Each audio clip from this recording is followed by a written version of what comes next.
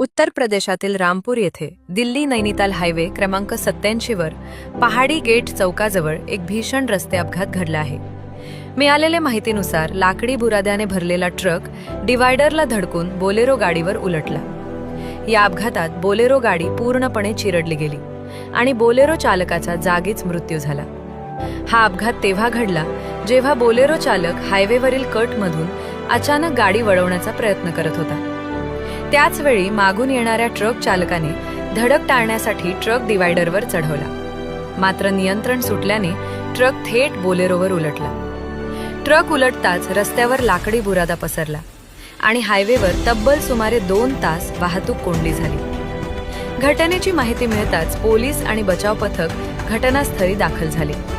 Crane आणि बुलडोझरच्या मदतीने मोठ्या प्रयत्नानंतर बोलेरो गाडी ट्रक खालून बाहेर काढण्यात आली. मात्र तोपर्यंत बोलेरो चालकाचा मृत्यू झाला होता. अपघातात ट्रक चालक जखमी झाला होता. त्याला रुग्णालयात दाखल करण्यात आले.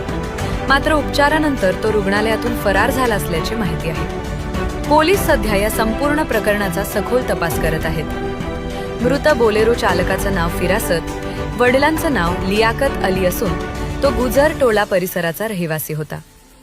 तो वीज विभागातील उपविभागीय अभियंत्याची बोलेरो गाडी चालवत होता. रविवारी संध्याकाळी 4:30 वाजताच्या सुमारास खौद उपकेंद्रात एसडीओंना सोडून तो आपल्या घरी परतत असतानाच हा दुर्दैवी अपघात घडला.